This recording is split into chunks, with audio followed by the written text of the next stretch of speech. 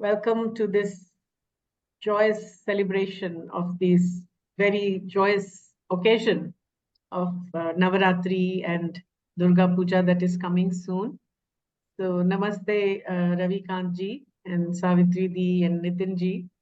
So I thought I will just get us started on a little bit of invoking the mother's presence and Sri Aurobindo's words on the significance of the mother's work in the cosmic consciousness.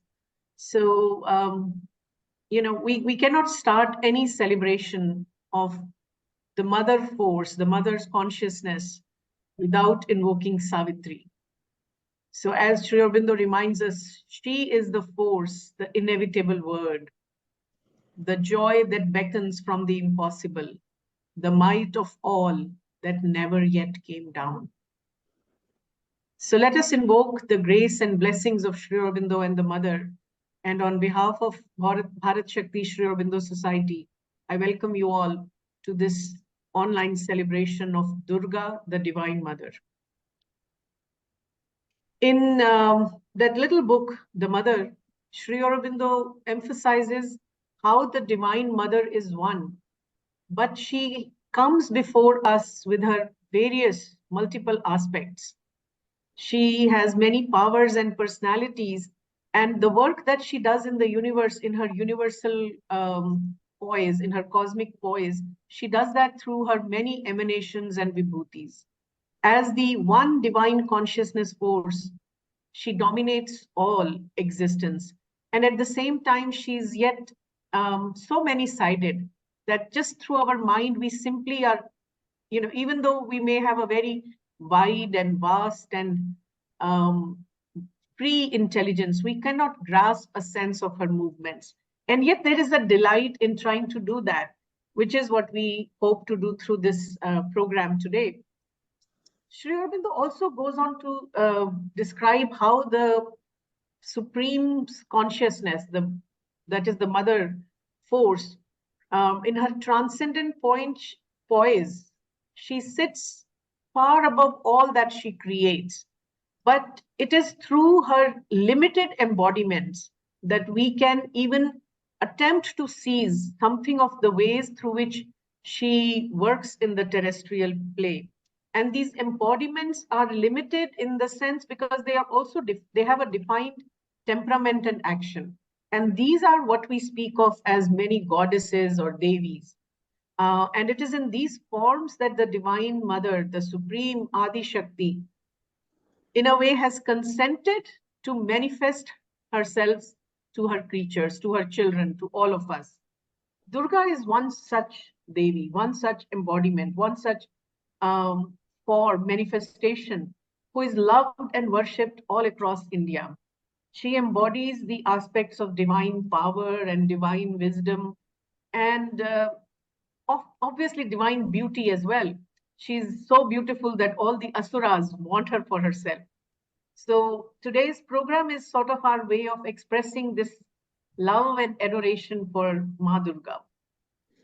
There is, we know the story of the annual, return of Durga to fight the asuras. And the mother had once explained the significance of this when she said that this annual battle and victory of Durga symbolized the rhythmic intervention of the supreme divine consciousness, which periodically gives a new impetus to the universal progress. So individually and collectively as a nation, in our quest for progress, we invoke the supreme consciousness, the supreme mother's force to guide our paths. And with that aspiration, let us begin this program. And as is there in the poster, in the announcement that was made, we have few talks that are lined up, and also we will conclude with a musical offering.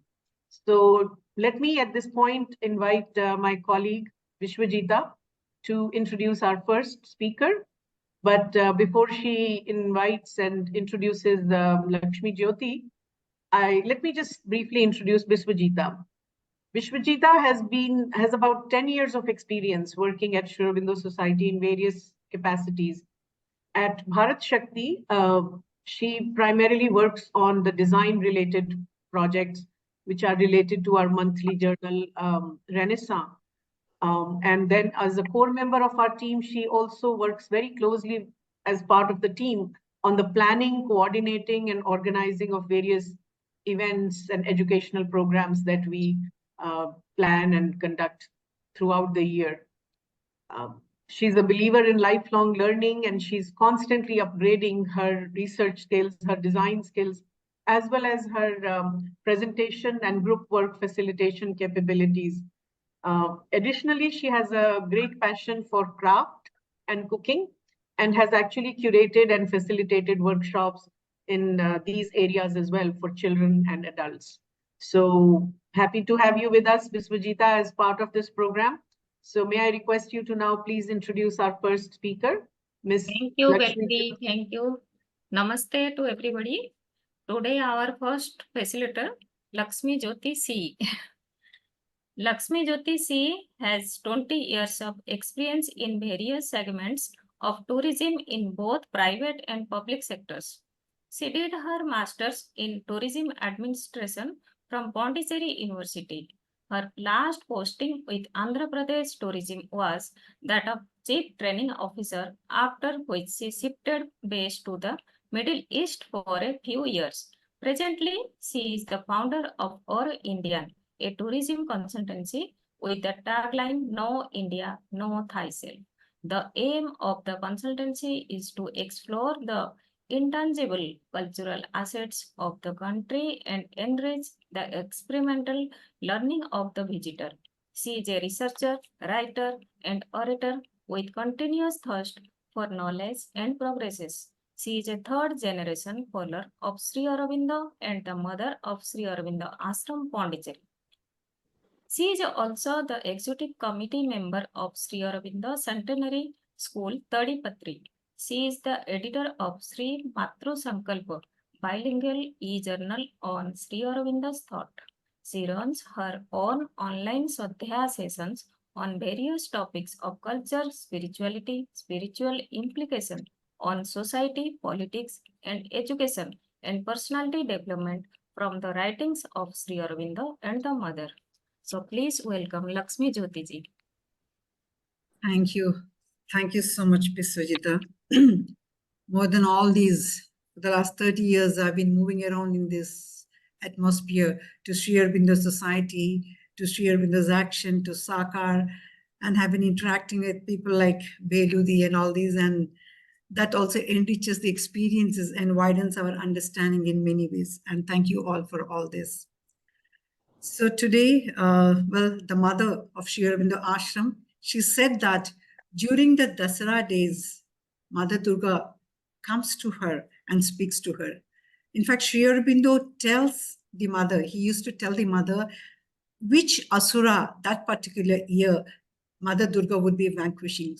So you see, we have this wonderful festival, which is, I would say, collective yogic exercise throughout the world. All the Indians who worship Ma Kali, we are all invoking her at this particular time of the year, and she's very dynamic, very active. I'm sure even today, now as this session is going on, she's there. So let us invoke her and say, Om Sri Durgaye Namaha, and let us bow to her.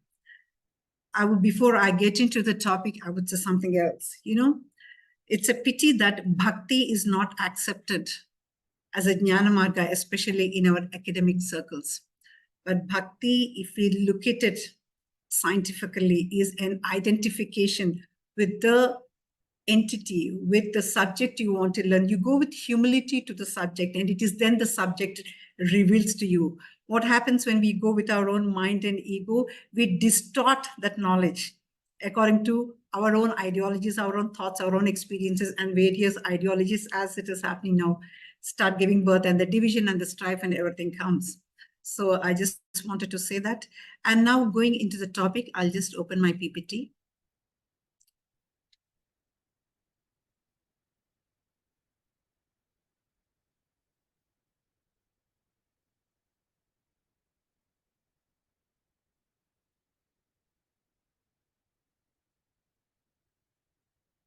I hope it is visible.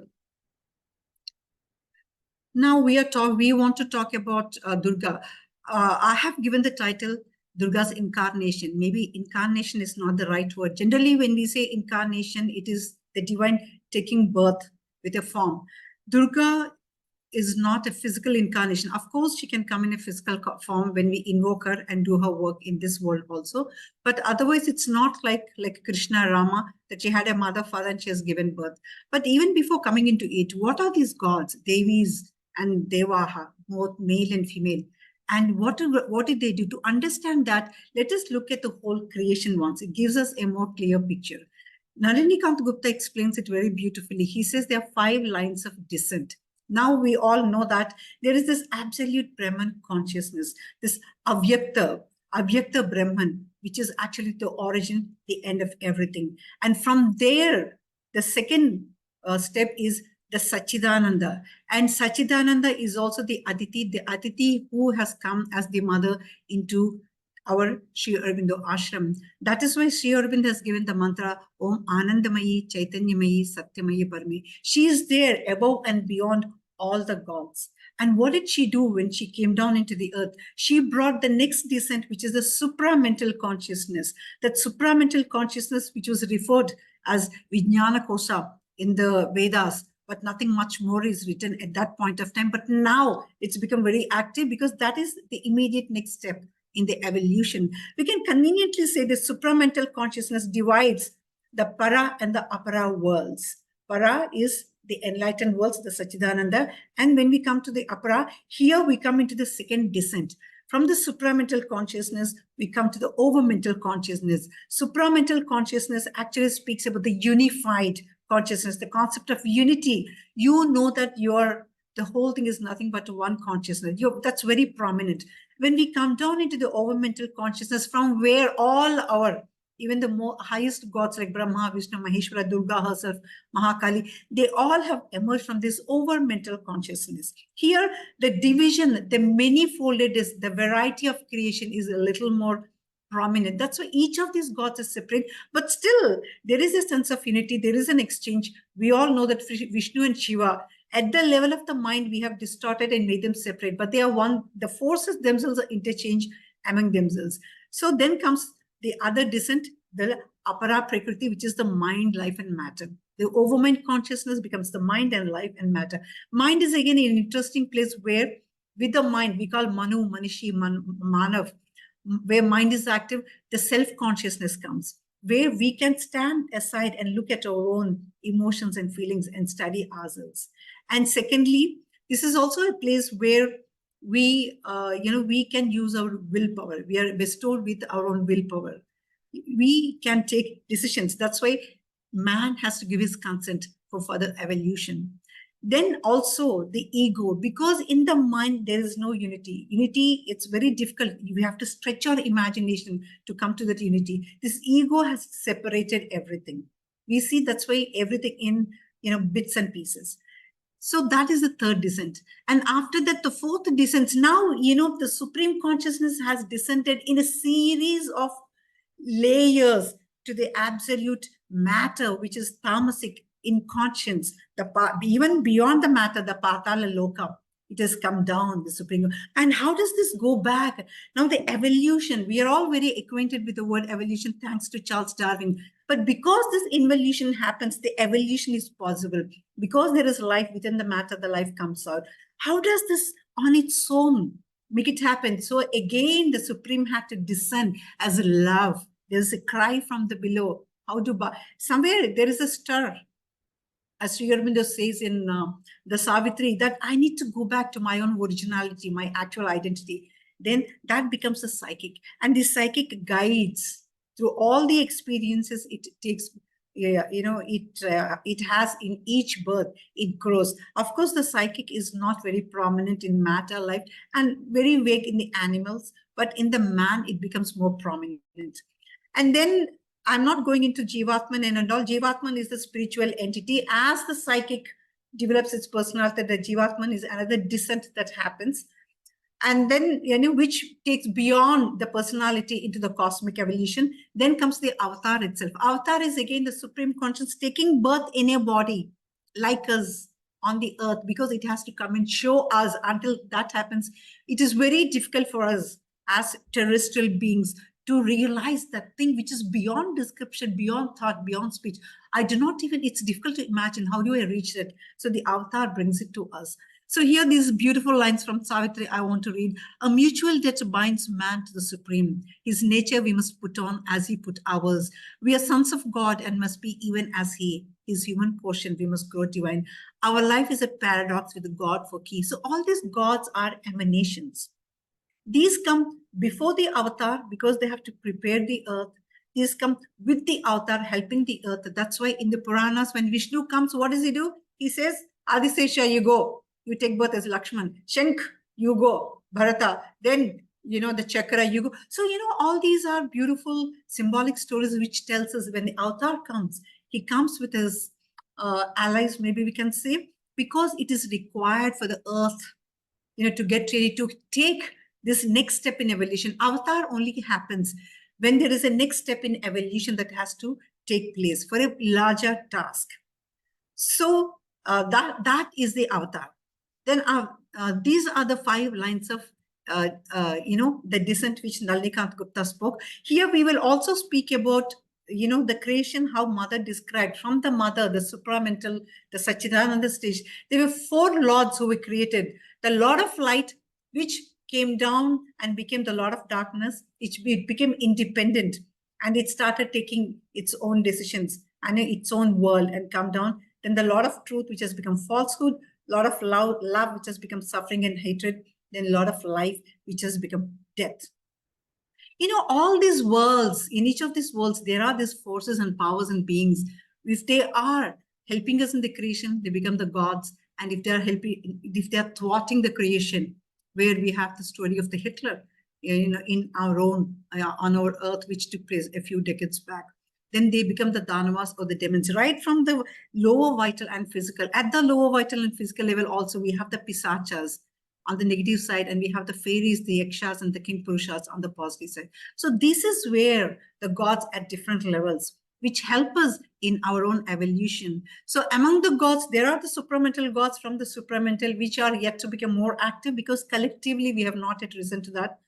And yes, right now we come to the Durga Ma, because we are trying to understand the significance of her, of this particular emanation. We'll have to touch upon Devi Mahatmyam, because this is where this God has been more clearly in wonderful stories explained to us.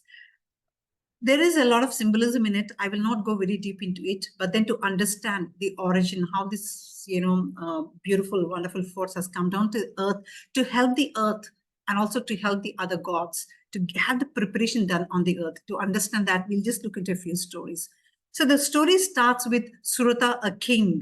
This king, he lost all his kingdom and everything. He's been thrown out of his own kingdom. He's wandering in the forests.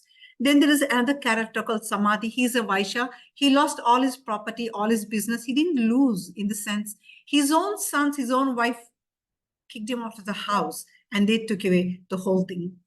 And these two were roaming around. They come together. They said, and what is their question? A question which all of us, it comes to this saying. The king says, you see, I'm out of my kingdom, but still my attachment for the kingdom is still there. I'm still thinking of that elephant, which is very dear to me. And I'm wondering if that elephant is being properly taken care or not.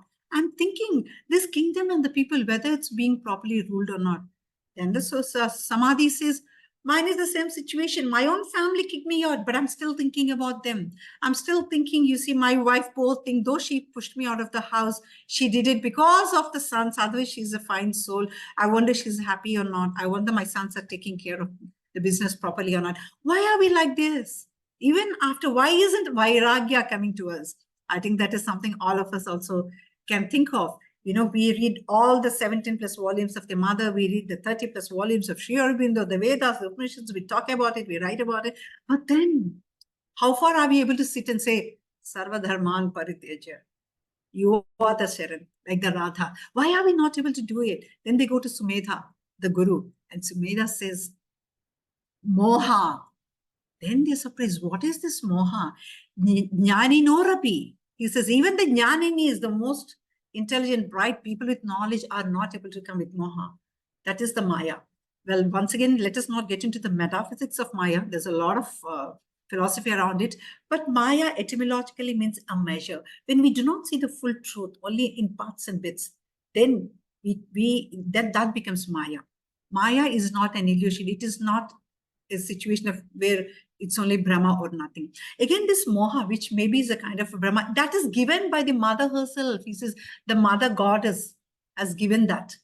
And you have to come out of it. How do you come? She alone, who also stands above this moha, she can liberate you. She is the moha rupa. She is also the moksha rupa. So go back to her. Please pray to her.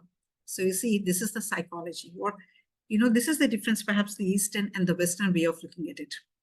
For the East and for everything that happened here, we look up for the solutions. Even if you have a money problem, pray Mahalakshmi. I'm having so many problems in the business with my friends. Pray Madhu, so many enemies I have. Pray Ma Durga. We look at the superconscious for the solutions. But generally in the Western psychology, they look into the subconscious. They try to dig deeper into the subconscious. But anyways, that is besides the point, though. He says she alone can once again give you that moksha. So that is the psychology.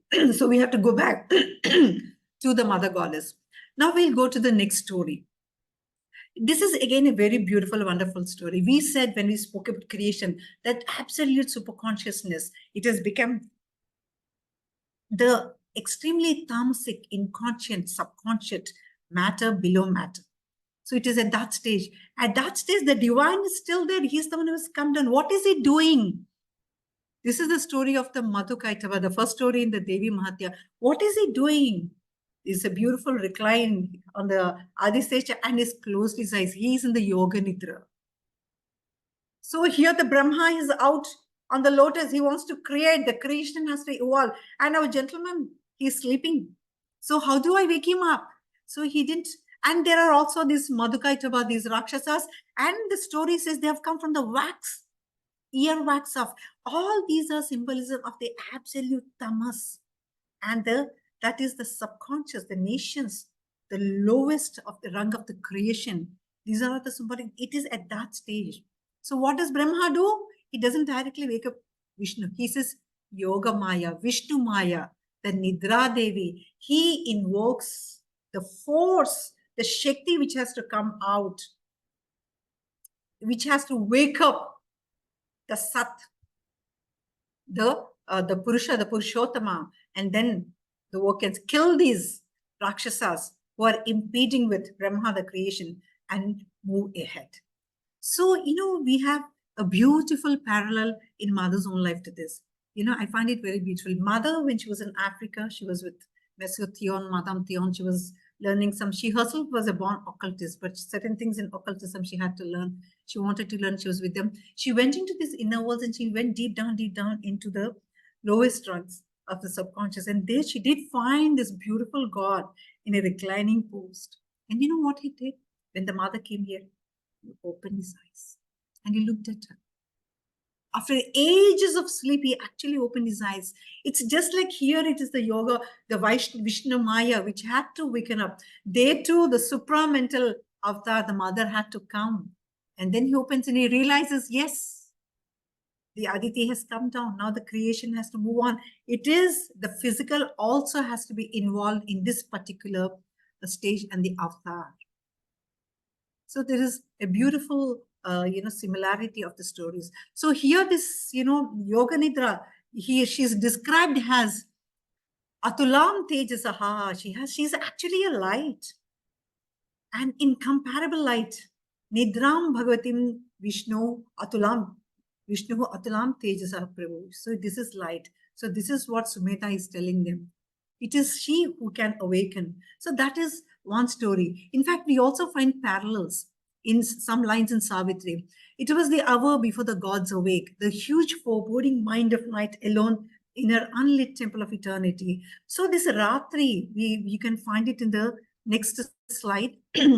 Here, Markandeya, when he says Kala Ratri, Maharatri, Moharatri, that is the mother herself. Here in the lines of Savitri also, Sri Aurobindo says, here he is referring to night. She says, she is the dark mother, the Ratri. Why? Because it is from the darkness, Ushas, the light comes out. She is the womb. So she is also a Shakti. All these are various Shaktis at various levels. And we should be thankful to the Indian culture, which has given this multiplicity. This multiplicity of gods is required because there is multiplicity in the creation itself. No three human beings are the same. There are so many nuances. When I say, one example, we say Durga, she is the force. There is the element of anger. But when we say anger, there can be many reasons for anger. You are angry because you're frustrated. You could not get what you wanted. You are angry because somebody insulted you. You are angry because there is injustice happening. So you see, there are many shades, and all these shades have to be referred to. They are part of this created world, this manifest world. How do you do it? So all these innumerable forces, these gods, these emanations at every level. That is what it teaches, and that is what they do. They take us beyond us. So in this, we find the foreboding mind of night. The night, he says, in her, only the night is referred to as her. She's also a mother, a matrika. Then here, he says the darkness also, the nidra, the sleep, is also a mother. So then we'll leave that story there. I don't want to go too much into symbolism. I just wanted to say how this mother goddess has awakened and the creation is started. And then we go to the next story, Mahishasura. Who is this Mahishasura? It is for Mahishasura Durga came into existence. Mahisha is again buffalo. Where do we use buffalo? Buffalo skinned. Maybe I can tell a small story. In 1956, February 29th, what happened when mother was meditating in the playground? She brought down the supramental force, the highest, the most beautiful, the most forceful force. The power has come down onto the earth. And mother says after that, I thought there would be a few people who would really feel it and open up with a sense of joy. But hardly anything happened to the humanity. There were 5 people, I think, who noticed it. And in that 5, for some people, she had to intervene and tell them, hello, this happened. Why? We are all buffalo skinned. It is a resistance. It is the tamas which we are all imbibed in. That is what this Mahisha is signifying. Vishnu comes to kill the Mahisha. He cannot. Shiva comes. No, it is too large, too huge, which has taken up this world. So it is once again, what did all these people do? They brought together their Shaktis, their Vibhutis aspects, they made together. Then the Durga came. But once again, they didn't form the Durga. It is Aditi who has given these gods, these Shaktis, and the Shaktis are given back. The gods have given the control back to Aditi. They said, Aditi, Ma, you please come down as a Durga, and you take over this Mahishasura. We individually, we are not able to do it. So the Supreme Shakti, when we said Sachidananda came down into the unconscious, you know what it became? Sat became the mind, Chit, the existence, Chit became the Shakti, Ananda became the body. So in this vital, the vital or the pranic Shakti, the Chikcheti, the highest, had to embodify to come into the vital world and help, because the vital can be very strong. We just saw how the Sushruta, the Suradha and Samadhi, they're saying, oh my God, this moha we are not able to get rid of. Vishwamitra, one example, he wanted to become Brahmarishi. He was doing his tapas. Uroshi comes, he falls for her. They give birth to Shikuntala. Then he says, oh my God, what did I do with all my meditation and all my knowledge? He says, no. He starts again. Now Rambha comes. He gets angry. I know what you came for. I know what Urushi did for me. So Rambha, he tells, now you go away. And what happens? He becomes angry and he curses her. So he overcame Kama, but he did not overcome Krodha. So Kama, Krodha, Lobha, Moha, Madhamastera, there's so many of these mohas. And it is only the Durga, Ma Durga, who comes down with all these Shaktis, who can really cut asunder all these attachments and take us above. Ativa Tejasaha Kutam Jwalantam Iva Parvatam. She's like a mount of light over there. Ekastam Tadabhunnari Vyapta Lokatriyam. Though she's there alone, standing in one place, when the Mahishasura, when she makes this ahakara, he looks and he finds she's there in one place, but she's also expanded, covering the 3 places. So that is the consciousness of the Aditi. Here, just to, tell the kind of, force it is. It is, unfortunately, when people speak about Kali, they only think of the lower image with the skulls and everything. She's here, he says, Anayastanana, her face is very serene. She's killing, but she's killing out of, with love. She's killing these asuras because she can make them, she can take them back into her. They have done their work. So Anayastanana, her face is very serene. What she is doing with that serene face, she is using the astras, Sestra Astrani on the Ripu, the enemies and the Raksha, the Danavas, and she's killing them. But she's doing the serene face. In the next sloka also, she's described as Khadgini, Sulini, Ghora. But if you look at the last line, she's also the Saumya. Saumya Tara, Asesha Saumya, Ativa Sundari. In fact, the writer says, when Mahishasura saw her, how could he fight with her? She's so beautiful. And look at her smile. And look at the grace that is coming out of it. It is only Mahishasura.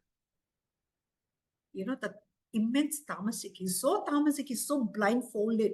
He could not see that. How could he? How could he not see that? So that is what is the mother. This Durga, Sri Aurobindo says, is actually a combination of Maheshwari and the Mahakali. I'll just read one more here. The above line in English transliteration.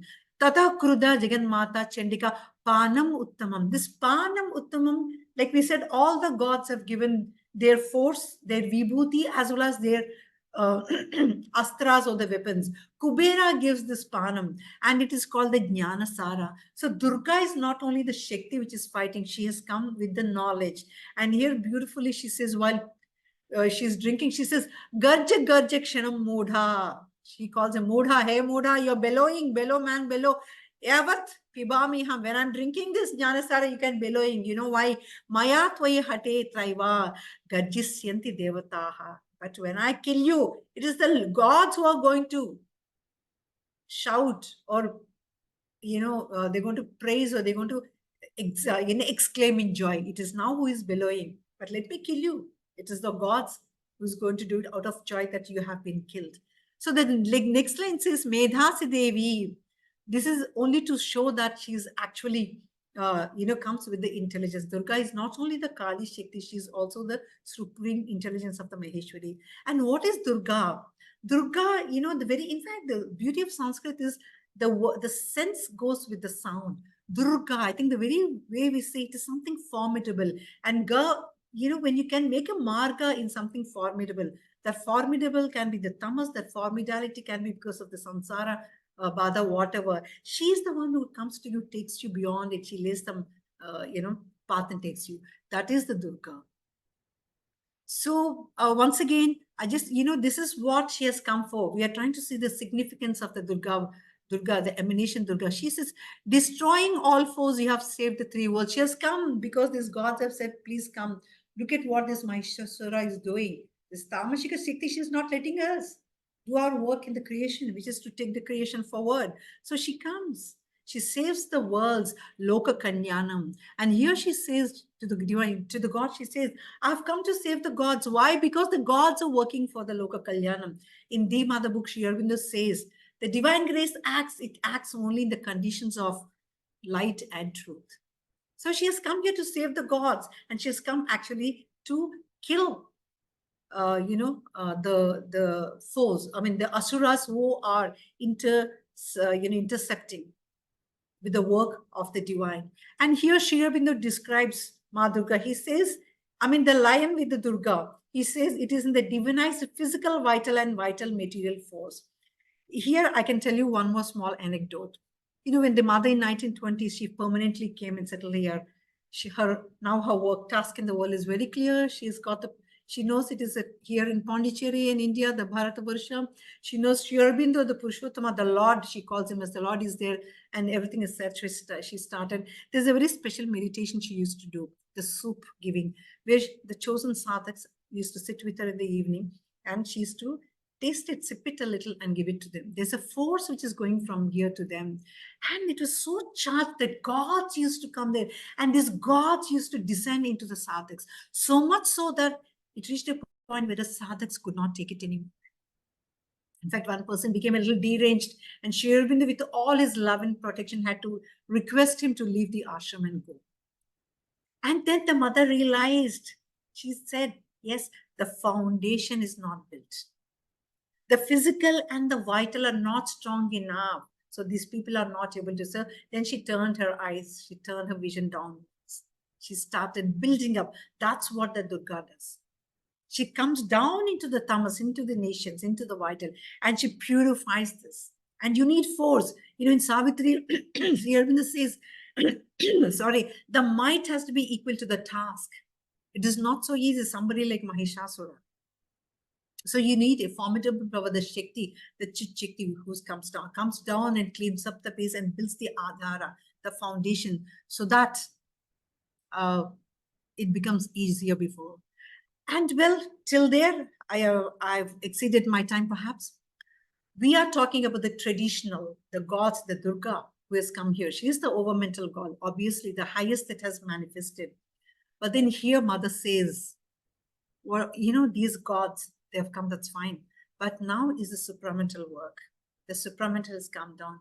And Mother says she had something like an argument with Durga. And she told her, now you have to surrender yourself to the Supreme, which the Mother Durga has accepted. Because from now onwards, it's the transformation that has to happen, the transformation of all these gods who've been having an independent charge of certain things. Till now, the highest, she is the Moksha Dayini. Obviously, she is the Moharupa, Mohadayini as well as the Moksha Dayini.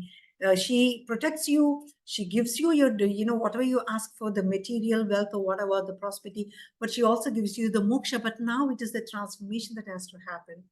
Even about Shiva, Mother says, she describes him as a beautiful, in the splendid red clothes standing there. He told the mother, I'll help you in the physical transformation. We know that Shiva is associated with Smashan, the physical, the tamasic god, actually, though he is also from the Purushottama, from the highest. So he says he will help. So here, thou, and the difference is that now, wherever she manifests, I feel the call to the supreme truth. It is no more at the level of just providing what the people want, but one step higher. It is the manifestation of the Supreme that takes place. And we find this happening in Savitri. The transformation, it is not the killing. And, you know, once again, when we say destruction and the killing, you know, which the Durga does, which everybody says, you know, Durga, it is, you know, we can think of the Bhagavad Gita, where, you know, Sri Krishna says, Nainam chindanti sastrani, nainam dhati pavaka. There's nothing that's being destroyed or killed. It is only for this terrestrial mangalam, the good of the dharma to be established in the terrestrial. These beings, which anyhow die anytime, are being killed. But they are the other worlds where they do exist. Anything that is here cannot be killed. You can only subdue it, like the Durga did, control them or transform them. And that's what Savitri, in Savitri also Sri Aurobindo uses the word Durga. He says, only Durga and she knew what she's going to do when she goes with Satyavan. So once again, it is the force of the Durga she uses. Why? Because who is the force? It is the death, the highest of the tamasic gods, who has to be, vanquished, or rather. And here, what does she do? We can see these words, O death, thou too art God. Here, you know, the oneness is very clear. Sri Aurobindo says, when he speaks about destroying the ill, he says it's not the destruction. It is you have to experience the oneness. And when you experience the oneness, you convert them, you transform them. And somebody asks the mother, so mother, can all this evil be transformed? But mother says something. She says, they have their own will, but they have to consent. If they don't consent, it becomes very difficult, she says. So that oneness has to be experienced, and for what the supramental had to have come down, which has brought down.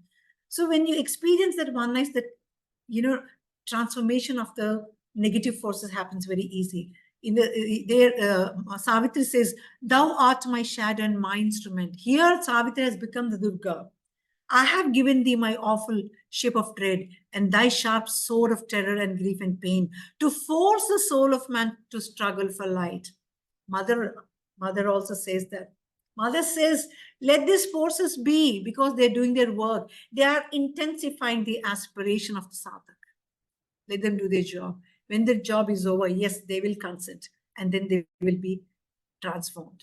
You know, when somebody asked a mother, oh, there's so many people here in Sri Aurobindo Ashram, are they all doing sadhana? Then she said, no, not everybody. Then what are the others are doing? They are making the others do the sadhana.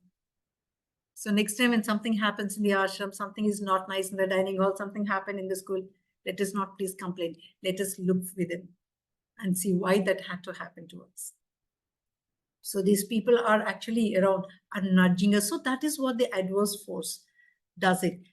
And yeah, here there are a few lines. One more thing which is missing over here is I wanted to tell you when Narada was coming down, you know, these asuras were weeping with joy. You know, this episode in Savitri, when Narada is coming down to the palace, they're weeping with joy because they say now we need not, you know, be opposing the divine and the creation.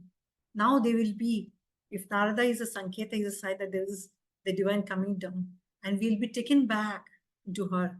And you see, all these human rights activists, I'm sorry, this is just in way of explaining. Yeah, I'm sorry, Lakshmi, I need to just do a little bit of time moderation thing here. 2 minutes.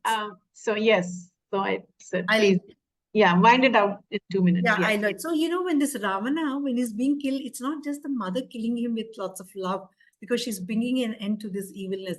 The Ravana, I'm sure, was also very happy. Today we have many people supporting Ravana, but he was also very happy because ultimately he's going back to the divine. So they're all a part of the divine. These are just the lines from, you know, I'll read maybe just a couple of them from the Mother book, where Sri Aurobindo describes the Mahakali aspect. He calls it the Mahakali, the supramental. She comes from the supramental. There is in her an overwhelming intensity, a mighty passion of force to achieve a divine violence, rushing to shatter every limit and obstacle. It is our own limits and obstacles which it shatters. And all her divinity, it becomes a tempestuous action. And she is there for swiftness, for the immediately effective process, the rapid indirect stroke, the frontal assault that carries everything. And here towards the end, he says in the red lines, for she too is the mother. She not only strikes, she also succors. And her love is as intense. If she really comes and pours her love on us, we'll break. We cannot take. Whatever she does because she can only do is because of the love she has for us.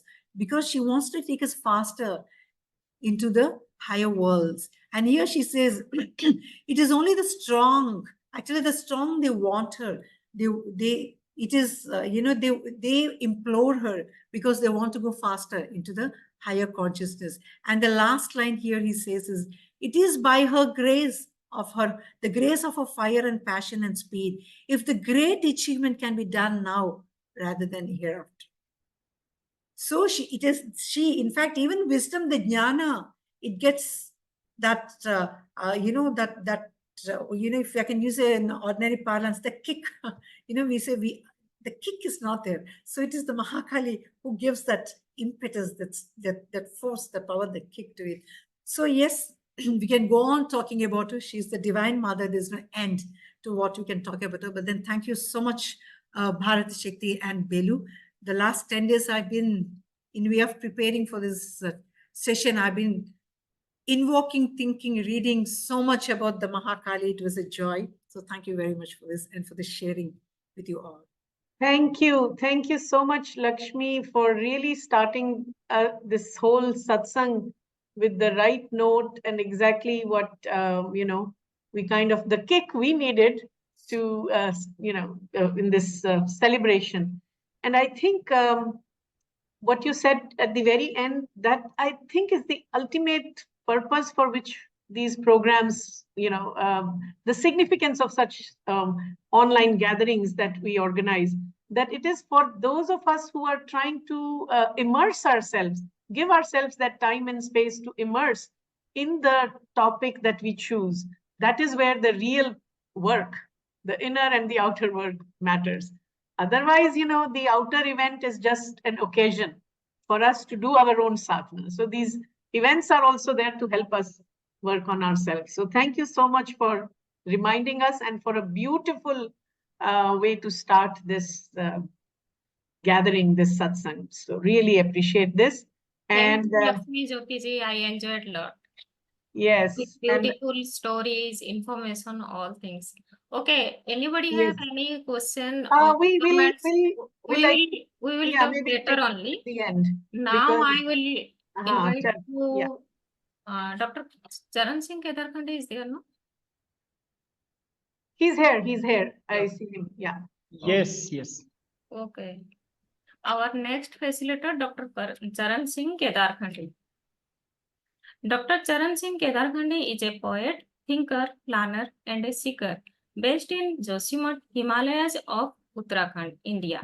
He has earned his PhD degree on Sri Aurobindo's evaluatory epic Savitri and is busy now spreading the fragrance of Sri Aurobindo's yoga, philosophy, and poetry across India.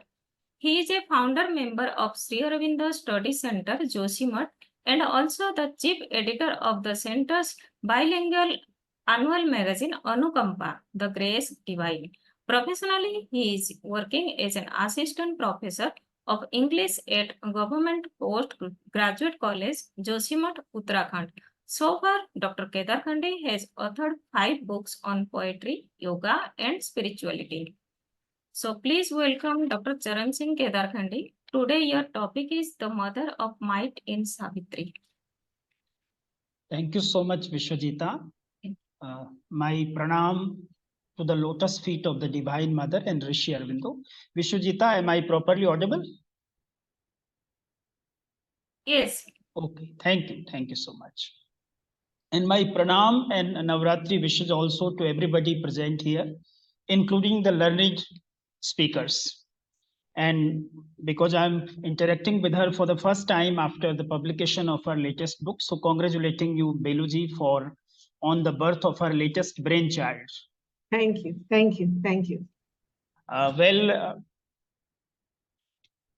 Dear friends, all of Sri Aurobindo's sadhana is the sadhana of the Mahashakti.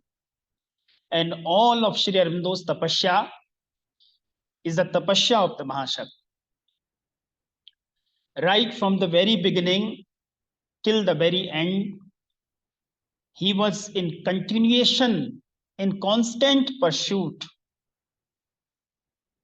of the invocation of Bhagavati. On this very auspicious month of October 1909, he penned a marvelous strota of Durga Stot. A marvelous treatise, a strota, a powerful mantra on the 18th of this month. Because he felt that the whole of the nation is in deep slumber, inertia, tamas. And he also realized that just worshipping and appreciating and chanting the Durga Saptashati and the prayers of Ma Durga on ceremonially twice a year is not sufficient. It is essential that the youth of India should invoke Durga Tattva, Shakti element, which he found lacking in the whole of India, and which he found in the very bedrock, the very fundamental cause of India's long-lasting decay and decimation over Asuric or Malech forces. I'm reminded of those beautiful lines of Bhavani Mandir, that we have abandoned Shakti and are therefore abandoned by Shakti. And then he goes on writing that India needs a strength. If India is to survive, she must be made young again. We need Shakti, mental Shakti, physical Shakti, spiritual Shakti above all, he writes, which is the source of all Shaktis. So through Durga Strot in 1909, Sri Aurobindo invoked the very spirit of Mahashakti for the rejuvenation of the national spirit. Because he found very specifically a very sublime and splendid destiny for Bharat. Bharat, according to Sri Aurobindo, is not awakening, it is not arising for just for like any other country, any subdued nation. Bharat is essential for the whole world, as he wrote differently through his sublime mantras, his language, his invocatory style, in the pages of Karma Yogin, in the pages of Bhavani Mandir, in the pages of Vande Mataram, through this Durga Stroth and every other occasion. In one of his letters written to his younger brother, Varendra Ghosh, he writes that I don't want emotional children. I need strong men for the Leela of Krishna and Kali. And I don't teach any other yoga. I teach only acceptance of God in life and renunciation of ego. This is the only yoga I teach. So we need to look at Sri Aurobindo from this perspective, that Sri Aurobindo is essentially a worshipper and invoker, a heralder of the Shakti Tattva, the Bhagavati Tattva. And coming down to my core topic of today, Savitri is nothing but, again, the mighty invocation, the mighty realization, the action of Bhagavati for the transformation of the earth consciousness, for bringing down the love and light of the divine through the Mahakali, through the Shakti Tattva. Therefore, the protagonist is the feminine element, Shakti, Savitri. And unlike Sage Vyasad Savitri, of course, Savitri too is a Kanya Tejaswini, a radiant child of the divine. She is full of light. There is a line in Savitri that all worship marvelingly. None dare to come close. So powerful, so tapaswini, tejaswini is Savitri, that everybody comes close, or everybody worships her. But none has the spiritual audacity, none has the nuptial audacity, so to say, to come closer to her, to pop the question. Everybody is her worshipper. And that's why, because she's shaped that way. The very purpose, the very making of her existence should be looked at this way. She is the goddess of Ananda, a much needed element on this beleaguered earth, which when we are discussing these things, it's under again the dark forebodings of world war or dark forebodings of death and degenerations are around us. Let us feel the hunger of Somalia. Let us feel the frustration of South America through the different cartels that are working there. Let us feel the hollowness of capitalism of America. Let us feel the elderly pain of Japan. Although within its majestic work culture, the whole world, the whole earth is looking and longing for the mother's touch, the divine's touch, the divine's action. We are in extreme hunger. We need spiritual pabulum. We are in pain. We need the touch of Bhagavati Shakti. Because according to Savitri, according to Sri Aurobindo, Savitri is the priestess of immaculate ecstasies. All our worldly ananda are sullied. They have a self-life. They are shadowed. They are dogged by pain and privation. Only the Anand of Bhagavati is immaculate, unsullied, pure, pristine, the goddess of immaculate ecstasies. Page number 15. She is also the wonderful mother of unnumbered souls, not only confined to Pondicherry or to India, to the whole world. And in fact, the whole Brahmand, the macrocosm is crying and longing and just showing the pain and surrender to the Bhagavati divine.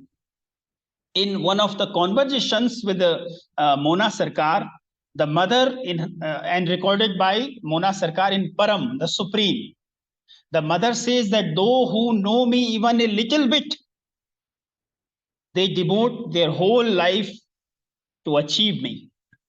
जो मुझे थोड़ा सा भी जान पाते हैं, वे अपना सारा जीवन मुझे पाने में लगा लेते. Because this is all my लीला. वो देवता जिनको पूजने के लिए तुम इतनी तपस्या करते हो, मेरी एक झलक पाने के लिए सालों तपस्या करते हैं. just to have a single glimpse of mine. All the gods and goddesses worship years together. The whole world is my Leela. The whole cosmos are being driven by my force. I am the source of all. I am the cause of all. And this is what Satyavan in the final epilogue, in the epilogue, in fact, this is what Satyavan hints at, that all has happened because of Savitri. She is the core of everything. So the mother is the wonderful mother of unnumbered souls. She is also a priestess of immaculate ecstasies. And why has she come down in this avidya, in this agyan, in this ignorance, and in this jada tattva, this nescience? Just out of her love and her compassion. There is no other reason. The world is not a beautiful place. It is a sangram bhumi. It is a battleground of egos, of ignorance. All clashes, all disturbances, all earthly clashes happen because of ego and ignorance. That's why in Savitri, Sri Aurobindo writes, an idiot hour destroys what centuries made. And we are witnessing it around us in numbers invisible, in number innumerable. So there is a line in Savitri again. She made earth her home, for whom heaven was too small. On page 275. The mother, even heaven is not sufficient for mother. But still she embraced this earth because of her love and her compassion, her karuna. And that's why the Rishi goes on saying or recording in Savitri that she is the hushed sanctuary.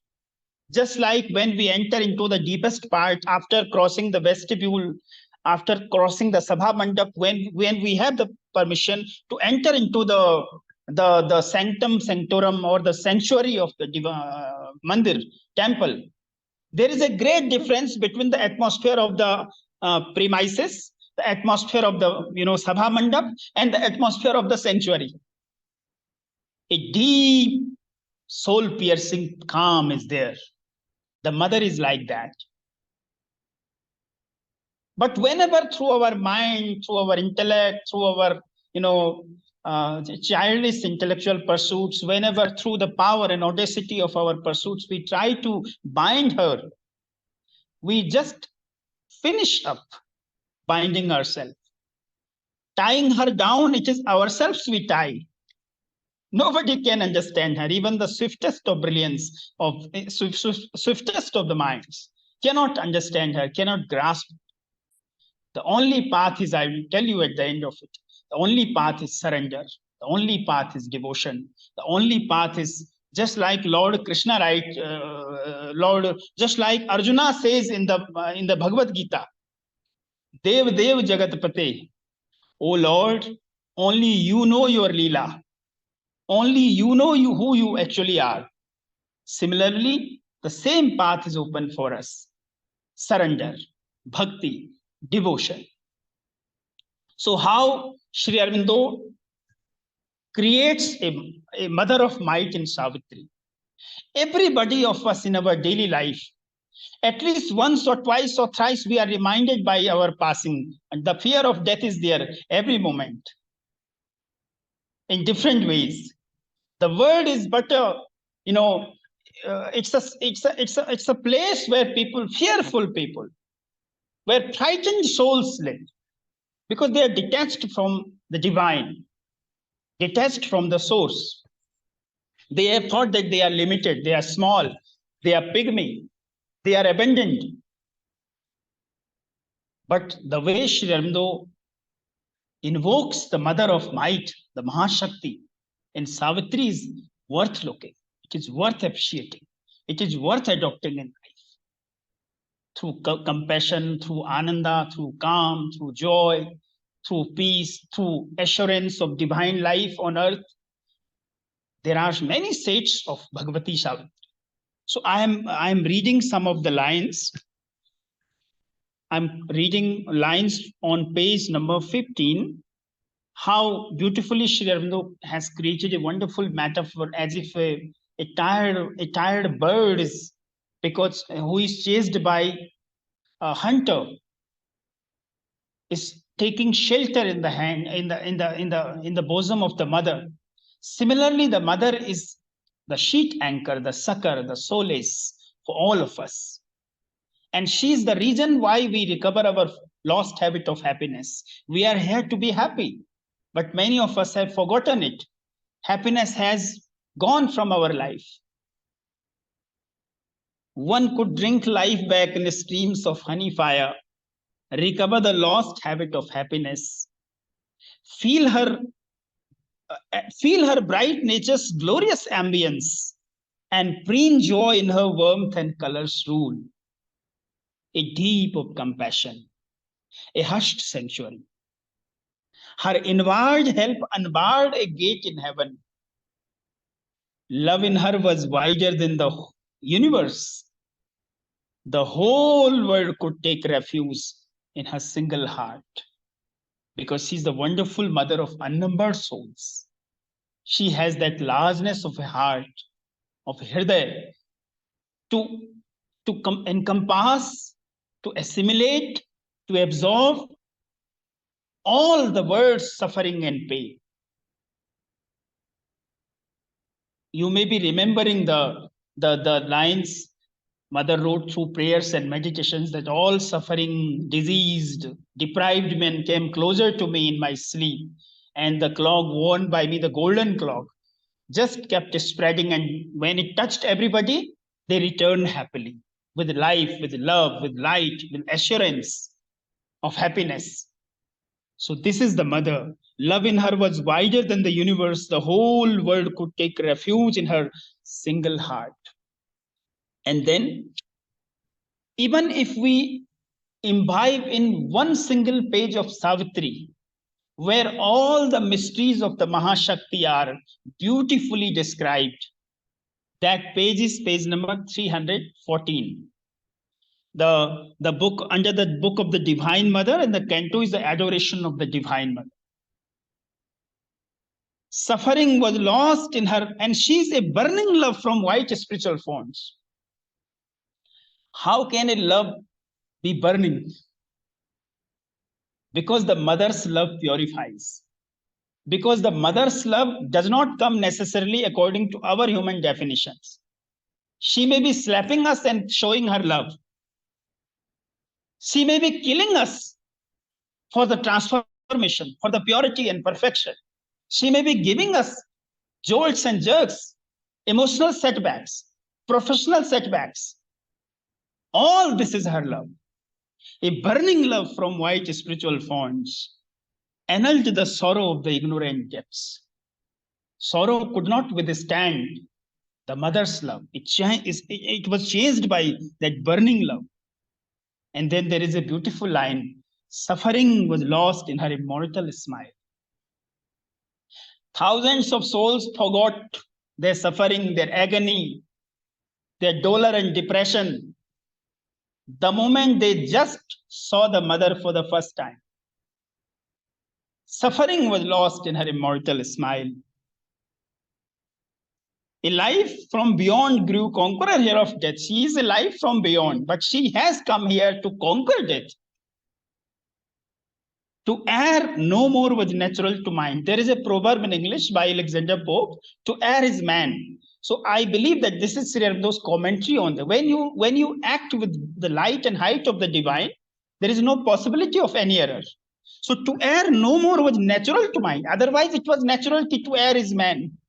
But when the divine's action is in your life, when Bhagavati's touch is in your life, then there is no possibility of any error, because Bhagavati is infallible. Her eyes, her eyesight, her action, her vision, her love and compassion are infallible. They cannot err. To err no more was natural to light. And then there is elaboration in next line: wrong could not come where all was light and love. This is again a sukti. Every line of this space is but a sukti. And then, no matter how pain, how privation, how darkness, how suffering, how battle cry are around, how many battle cries are around us. Alone her hands can change time's dragon base. Hers is the mystery the night conceals. Only she knows what is behind this dark night. Only she knows what is behind this chaos and confusion and disorder and schism and whatever not. Only she has the power and audacity to unfold that. The spirit's alchemist energy is hers. The real transformatory, real element of change inside us is the power of the spirit. So spirit's alchemist energy is hers. She is the golden bridge, the wonderful fire. The luminous heart of the unknown is she. And then there is a path shown by Sri Aurobindo. There is a promise shown by Sri Aurobindo in this very page that all nature dumbly calls to her alone. Char, achar, living, non-living, animated, jad. Everybody is praying and worshipping the mother to heal with her feet the aching, the aching throb of life and break the seals on the dim soul of man and kindle her fire in the closed heart of things. So her fire, her divinity, her warmth of love, action is being slowly invoked and slowly kindled and rekindled in the hearts of whole of creatures and whole of humanity. Then we know how boldly Savitri, stands before that prophecy of Narad. How boldly she throws the gauntlet at the face of Yama. All of is but the Shakti, action of Mahashakti. She has the audacity. She has the puissance to say that I trample upon thy law with my living feet. This is Savitri's answer to Yama when he says that even gods follow rules. Rules are regulations for everybody. We have to abide by these rules and regulations of existence. Are you beyond rules? So then she says, I trample upon your laws with my living feet. Even if for 1 year, that year is all my life, it does not matter for me whether we are given thousands of years, but just 1 year is enough for me. And still she says, I know this is not the reality, because she knew that she has the power, she has the wisdom, she has the courage to withstand and to vanquish the evil forces of darkness and death. So I'm just giving you a reference because time is running out. I'm just giving you a reference of pages where the mother of might in Savitri is very ferocious and forceful. On page number 432, on page number 5059, where he says, I am Durga, and I'm in fact going to conclude with this. So again on page number 315, 14, as I mentioned, and page number 276. So the only way to come little closer to the mother and her might, and the only way to come little closer to Rishi Aurobindo's grace and compassion and Sri Ma's tapasya and love is that way which Sri Aurobindo says the key word of integral yoga, and that is surrender. So with 4 lines that fall on page number 276, I'm going to conclude my brief speech.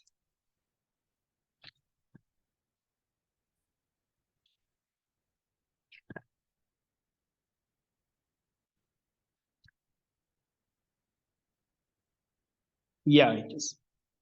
Out of our thoughts, we must leap up to sight. Thoughts has no role in understanding and assimilating Bhagavati and her Shakti. Out of our thoughts, we must leap up to sight. We must try to develop vision, drishti. Breathe her divine, illimitable air. And in our day-to-day life, in our everyday tapasya and sadhana, we must breathe the mother's illimitable air. Her simple, vast supremacy confess that you are all mother and we are nothing. You know everything, I know nothing. You can do everything, I can't do anything. Her simple, vast supremacy confess and dare to surrender to her absolute. बेलूजी Shri Aurobindo has used the word dare, क्योंकि ego इतना भयंकर है surrender के लिए भी मजाल चाहिए, ऑडेसिटी चाहिए सरेंडर करने के लिए भी। देखिए, dare to surrender to her absolute. हम तो वो लोग हैं जिन्होंने 10-10, 20-20 तीर्थ कर लिए हैं, 4-4 देवताओं को एक साथ बुला रहे हैं कि क्या पता हनुमान जी ना आए तो दुर्गा माँ आ जाए, क्या पता दुर्गा माँ ना आए तो शिव जी को बुला लेते हैं, तो हम ऐसी सिक्योरिटी लेके चलते हैं। लेकिन श्री अरबिंदो कह रहे हैं dare to her absolute. So these are the key words. My pranam to all of you. Thank you so much, BhāratShakti. Thank you so much, Beluji and Vishwajita, for giving me this chance. Jai Ma. Wonderful, Charan Singh ji. Wonderful. Thank you, sir. Thank you, Murthy sir. बहुत Thank अच्छा you. था चरण Singh ji. Thank you so Thank you. much. Thank you.